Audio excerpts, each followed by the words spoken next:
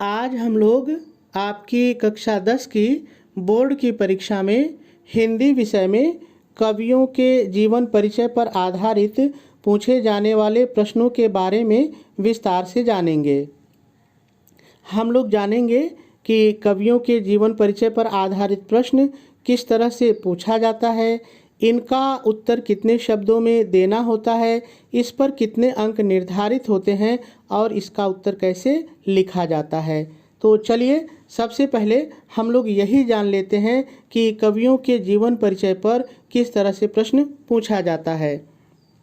तो देखिए, कवियों के जीवन परिचय पर इसी तरह से प्रश्न पूछा जाता है। आप भी मेरे साथ पढ़ लीजिए। निम्नलिखित कवियों में से किसी एक कवि का जीवन परिचय दीजिए तथा उनकी किसी एक प्रमुख रचना का नाम लिखिए। आप इसको थोड़ा सा मेरे शब्दों में समझ लीजिए। आपके पेपर में 3 कवियों के नाम रहेंगे, 3 कवियों के नाम रहेंगे, ठीक है। इनमें से किसी एक का, जिसको आपने अच्छी तरह से तैयार किया हो, उनका आपको जीवन परिचय लिखना पड़ेगा, ठीक है। उसके बाद जीवन परिचय लिखने के बाद आपको उनकी एक प्रमुख रचना का नाम लिखना पड़ेगा, यानी उनकी किसी एक किताब का नाम लिखना पड़ेगा, ठीक है। अब बात करते हैं कि इसका उत्तर आप कितने शब्दों में लिखेंगे। तो देखिए, जीवन परिचय के लिए 80 शब्द निर्धारित हैं, लेकिन वास्तव में जब आप जीवन परिचय लिखेंगे तो वो 100 शब्द हो जाता है या इससे थोड़ा ऊपर हो जाता है, तो कोई दिक्कत नहीं है। ये ज़रूरी नहीं कि 80 शब्द हैं तो आप इतना ही लिखिए। अगर इसके ऊपर थोड़ा बहुत बढ़ जाता है और आपका जीवन परिचय अच्छा लगता है तो आप बढ़ा के भी लिख सकते हैं, ठीक है। अब बात करते हैं कि इस पर कितने अंक निर्धारित होते हैं। तो देखिए, जो जीवन परिचय का प्रश्न होता है, इस पर कुल मिलाकर के 5 प्रश्न निर्धारित 5 नंबर निर्धारित होते हैं। आपको 5 नंबर मिलते हैं। देखिए यहाँ पर 3 और +2 करके इसका क्या मतलब है, समझ लीजिए। देखिए, जब आप जीवन परिचय लिखेंगे तब आपको 3 नंबर मिलेगा। जब आप पहला स्टेप पूरा करेंगे तो 3 नंबर मिलेगा, ठीक है। उसके बाद जब आप उनकी एक प्रमुख रचना का नाम लिखेंगे, उनकी एक किताब का नाम लिखेंगे, तब आपको 2 नंबर मिलेगा। यानी पहले स्टेप पर 3 नंबर और दूसरे स्टेप पर आपको 2 नंबर मिलेगा और कुल मिलाकर के 5 नंबर मिलेगा। बात क्लियर हो गई। अब चलिए हम लोग देखते हैं कि जीवन परिचय को लिखा कैसे जाता है और कैसे हम आसानी से तैयार कर सकते हैं। तो देखिए, यहाँ पर सूरदास जी का संक्षिप्त परिचय दिया हुआ है। इसका क्या मतलब है, ज़रा सा समझिए। देखिए, इसका मतलब ये है कि यदि ये चीज़ें आपको याद हों, इतनी चीज़ें यदि आपको याद हों, तो सूरदास जी का जीवन परिचय आप बहुत आसानी से खुद लिख सकते हैं। आपको रटने की ज़रूरत नहीं पड़ेगी, ठीक है। और देखिए, जो सबसे महत्वपूर्ण बात है कि ये जो तथ्य हैं, ये जो चीज़ें हैं, ये जीवन परिचय में आनी ही चाहिए, पहली चीज़। और कोई कितना बड़ा भी विद्वान हो, वह इन चीज़ों को बदल नहीं सकता। कोई सोचे कि ये चीज़ें वो बदल दे तो बदल नहीं सकता है, ठीक है। तो अब आपके मन में एक सवाल उठता होगा कि सर, जब सब लोग यही लिखते हैं तो फिर लोगों के का जो नंबर मिलता है कॉपी में, वो अलग क्यों हो जाता है। तो देखिए, उसके लिए कई चीज़ें होती हैं। देखिए, पहली चीज़, आपका जो अक्षर है वो बहुत मायने रखता है। आप जितना साफ लिखेंगे और शुद्ध लिखेंगे, उतना ज़्यादा नंबर आपको मिलता है, पहली चीज़। और दूसरी चीज़, देखिए, शब्दों के चयन पर आपको नंबर मिलते हैं। आप ऐसे समझिए, जैसे मान लीजिए कोई व्यक्ति लिख रहा है कि सूरदास जी का जन्म सन 1478 ईस्वी में हुआ, तो एक व्यक्ति ने तो सीधे सीधे लिख दिया। अब दूसरा व्यक्ति थोड़ा सा भाषा को बदल के कैसे लिखेगा, उसको ज़रा सा सुनिए। देखिए, मेरा काम आपको सिखाना है, रटाना नहीं। रट तो आप अपने से भी सकते हैं। देखिए, अब दूसरा व्यक्ति लिखेगा, अष्टछाप के सर्वश्रेष्ठ और वात्सल्य रस में अद्वितीय स्थान रखने वाले महाकवि सूरदास जी का जन्म सन 1478 ईस्वी में हुआ था। तो इस तरह से लिखने के तरीके पर भी आपके नंबर बदल जाते हैं। जो अच्छा लिखा वो उसको अच्छा मिला, जिसने सीधे सीधे लिखा वो थोड़ा सा उसको कम मिला। तो यही अंतर होता है, बाकी सूचनाएं तो सारे लोग यही लिखते हैं। बात हमारी समझ में आ रही है ना। तो चलिए अब पहले मैं आपको ये बता रहा हूँ कि यदि इतनी चीज़ें आपको याद हों, किसी भी मैं लेखक या कवि की बात कर रहा हूँ जो उनका संक्षिप्त परिचय होता है, यदि वो आपको याद रहे तो आप कैसे लिखेंगे, ध्यान से सुनिए। आप लिखेंगे अष्टछाप के सर्वश्रेष्ठ और वात्सल्य रस में अद्वितीय स्थान रखने वाले महान कवि सूरदास जी का जन्म सन 1478 ईस्वी में हुआ था। इनके पिता का नाम रामदास सारस्वत था।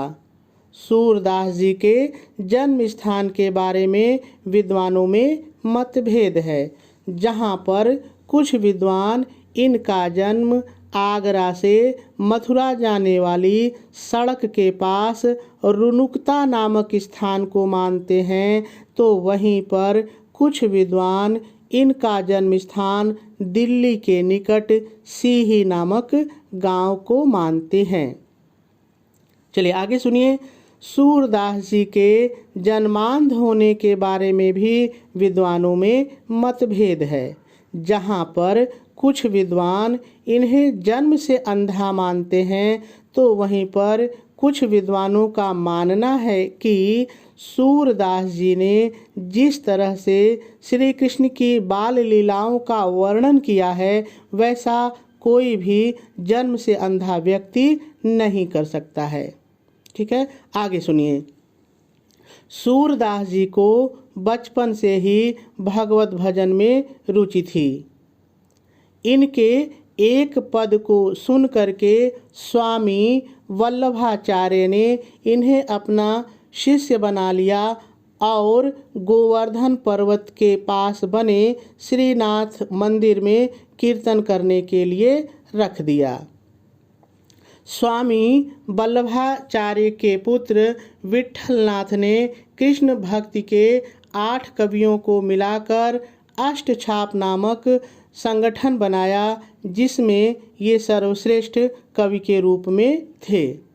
ठीक है, आगे लिखेंगे। सूरदास जी की मृत्यु सन 1583 ईस्वी में गोवर्धन के पास पारसौली नामक गांव में हुई थी या हो गई थी। ठीक है, तो जीवन परिचय आपका समाप्त हुआ। एक स्टेप आपने पूरा कर लिया। अब दूसरा स्टेप रचना का होता है, तो आप हेडिंग डालेंगे रचनाएं, बगल में आप कोष्टक में कृतियां लिखेंगे और लिखेंगे इनकी प्रमुख कृतियां सूरसागर, सूरसारावली और साहित्य लहरी हैं, और सूरदास जी का जीवन परिचय कंप्लीट हो जाएगा। तो इसी तरह से यदि सबका संक्षिप्त परिचय आप याद रखे रहिए और एक बार जीवन परिचय आप पढ़ लीजिए कि उनके जीवन में क्या घटनाएं घटी थी, तो आप लिख सकते हैं। ठीक है, अब देखिए जो चीज़ मैंने बोली है ना, यही चीज़ मैंने लिखा भी है। अब लिखेंगे कैसे, उसको भी जरा सा आप देख लीजिए। आप प्रश्नोत्तर नंबर डालेंगे। देखिए इसको आप कायदे से देख लीजिएगा, क्योंकि इस साल पेपर का मॉडल बदला है, तो किस नंबर पर रहेगा, क्या रहेगा, ये चीज़ देख लीजिएगा। ये तो आप स्वयं देख सकते हैं। ठीक है, अब उसके बाद जिसका भी आपको जीवन परिचय लिखना है, उसकी हेडिंग ऊपर डालिएगा सूरदास। देखिए मैंने डाला है, और उसके बाद आप जीवन परिचय हेडिंग डालेंगे और लिखेंगे। देखिए मैंने जो बोला है वही लिखा है। अष्टछाप के सर्वश्रेष्ठ और वात्सल्य रस में अद्वितीय स्थान रखने वाले महान कवि सूरदास जी का जन्म सन 1478 ईस्वी में हुआ था। इनके पिता का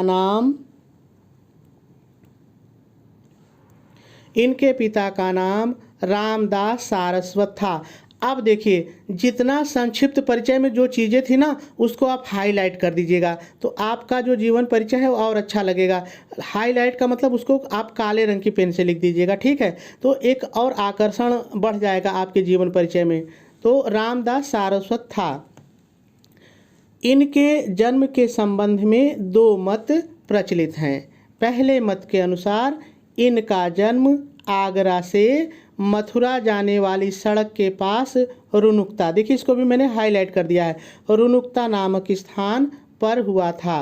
तो वहीं कुछ विद्वान इनका जन्म दिल्ली के निकट सीही नामक गांव में मानते हैं।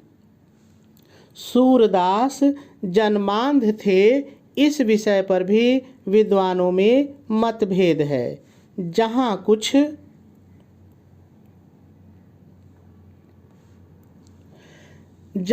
कुछ विद्वान इन्हें जन्म से अंधा मानते हैं, तो वहीं कुछ विद्वानों का मानना है कि जिस तरह से सूरदास जी ने श्री कृष्ण की बाल लीलाओं का वर्णन किया है, वैसा कोई भी जन्म से अंधा व्यक्ति नहीं कर सकता है। इन्हें बचपन से भगवत भक्ति गायन में अत्यंत रुचि थी। इनसे भक्ति के एक पद को सुनकर स्वामी वल्लभाचार्य ने इन्हें अपना शिष्य बना लिया था और इनको गोवर्धन पर्वत पर बने श्रीनाथ जी के